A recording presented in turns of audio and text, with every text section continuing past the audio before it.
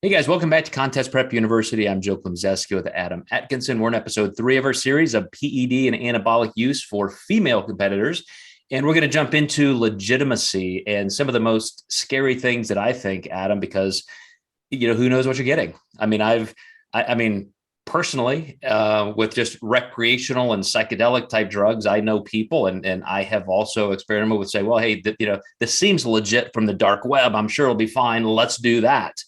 Well, I mean, we're doing the same thing with these kinds of compounds, unless you're buying them directly from a pharmaceutical lab, which hopefully your source is. But again, being an illegal thing, there's got to be some sketchy shit going on, and there's got to be some people who get hurt, or they're just getting nothing. They're getting olive oil in a vial. So tell me what you know about this, because I'm way out of my league on this one.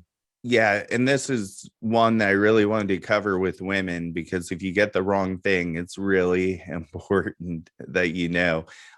So legitimacy of compounds, you're honestly never going to know from going to any website online if it's real or not. So I highly recommend sending it out for testing after you get it before you even take it, or going with someone that is a really reputable source. But you always have to remember they're buying powders from China.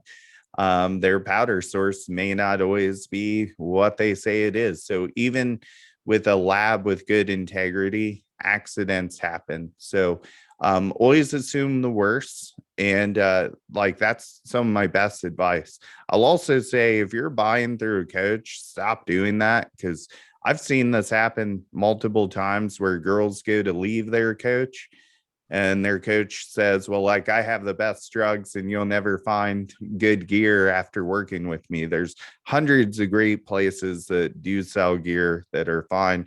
And also your coach should be a coach and a drug dealer, like, not at all. So, that's probably how they're making most of their money, is actually being a salesman versus actual coaching skill. So that should be a red flag if you're buying this stuff through your coach. So I'll just end that one there. But legitimacy is really important. I had a girl who bought from a guy in the gym. It was supposed to be Anavar. In our second weekend, she was up about 8 pounds, which I knew was not normal. And I said, get off of that stuff and make sure you go with this source instead, because that's what I told her to do in the first place. But this guy kind of hounded her about buying gear from him. And I'm pretty sure she bought D-ball because that's the only thing that would have caused that fast of a weight gain. And that's the other thing to consider is, Anavar and Primo tend to be more expensive compounds, since they are, tolerated by females more. So the likelihood of you getting something fake is much higher with those compounds versus, something like testosterone or NPP. Those tend to not be faked very often. And we'll eventually, in the next episode or two, get into what you can expect. I mean, what you're looking for. You're looking for fat loss, muscle gain, how to achieve that. But just to stay in this lane for a minute, this is going to freak out a lot of my listeners because I'm the guy who competed in the WNBF my entire pro career, lifetime drug-free competitor. And as such, somebody who wrote for those magazines, I mean, that's just who naturally was attracted to me as client. So even though I have worked with IFBB pros, even male bodybuilders, I've helped male and female IFBB pros get into the top 5 at the Olympia in the Arnold Classic. I still just never knew enough to say, hey, here's how you should handle your PED protocol. Everybody just simply had their source to do that. I was strictly nutrition and prep. That was taken care of other places. But I really think the world has changed. I mean, now a lot of people, a lot of clients just expect their coaches to know this stuff.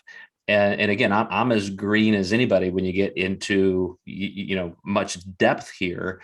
But what is there a place for people to actually test these things? I mean, for example, I know you can go to Amazon.com and get a test to see if your MDMA, ecstasy, a street drug, is legit. You can test that.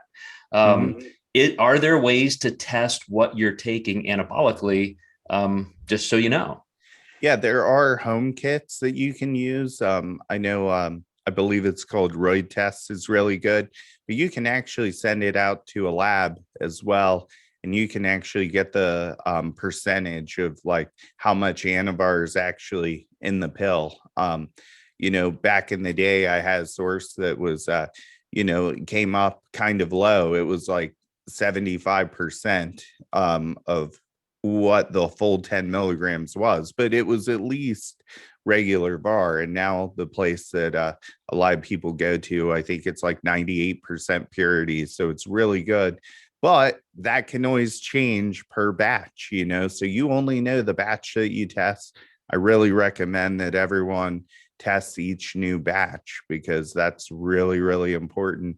But yeah, like you said, there's probably even more places, like you said, on Amazon where you can probably test. The thing about Roid tests I don't like, it's by color.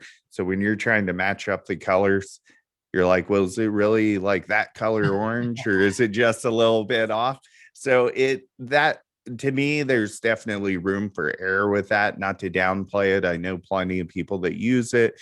It's good for at least a second comparison, but I would really prefer it be sent out to a lab. And I think that's the smartest way and most, since this is like big hobby for you guys, I would invest in the larger tests typically. Yep.